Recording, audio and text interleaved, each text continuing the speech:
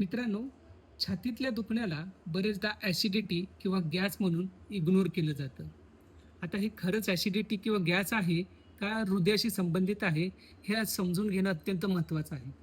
ज्याला आपण hyper acidity, acid reflux किंवा इंडायजेशन म्हणतो, ते दुखणं छातीत मधोमध दुखतं, आंबट गुळण्या येतात, जेवल्यानंतर ते वाढतं, ढेकर येतात आणि काही औषधानंतर बरं वाटणं, म्हणजे अँटासिड घेतल्यानंतर बरं वाटणं इथपर्यंत ठीक आहे.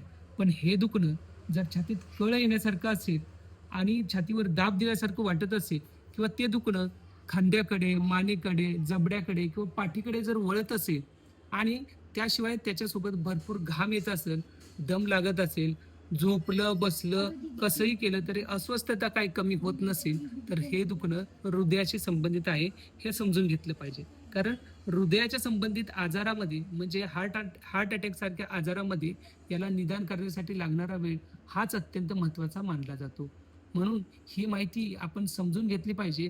आपल्या घरात जर कोणी डायबिटीसवाले, ब्लड प्रेशरवाले, ओबेज पेशंट असतील किंवा वृद्ध व्यक्ती असतील, त्यांना या लक्षणांपासून सावध केलं पाहिजे आणि वेळीच याचं गांभीर्य लक्षात घेऊन योग्य मार्गदर्शन केलं तर होणारा मोठा धोका आपण टाळू शकतो. धन्यवाद.